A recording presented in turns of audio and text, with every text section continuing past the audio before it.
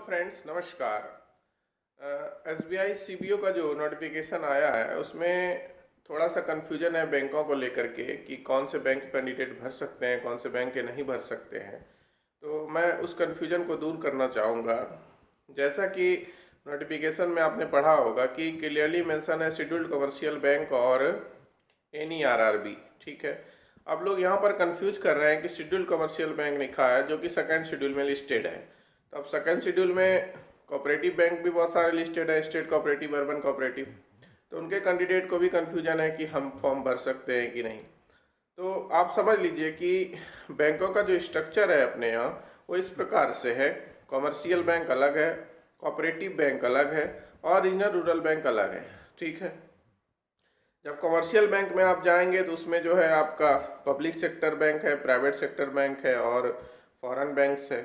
Public sector में आपका state bank of India आ गया, सारे नेशनलाइज्ड बैंक आ गए। प्राइवेट में आपके प्राइवेट सेक्टर के जितने बैंक हैं।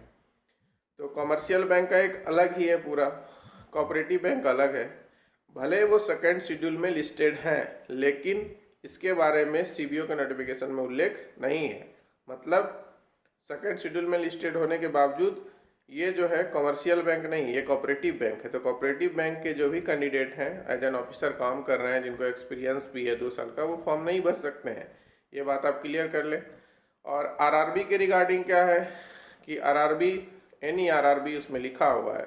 तो जो भी लगभग आरआरबी सेकेंड शेड्यूल में लिस्टेड है, तो आरआरबी के सभी कैंडिडेट जो इनका कि 2 साल का एक्सपीरियंस है एज एन ऑफिसर, वो फॉर्म भर सकते हैं।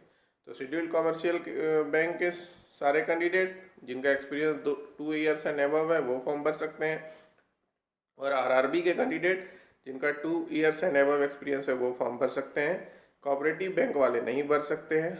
आप ही अपना कन्फ्यूजन दूर कर लें, ठीक है। क्योंकि बहुत सारे कैंडिडेट ये सवाल पूछ रहे थे, तो मैंने सोचा था कि एक वीडियो बनाकर आपका ये कन्फ्यूजन दूर कर दूँ। शायद आपका कन्फ्यूजन दूर हो गया होगा। धन्यवाद।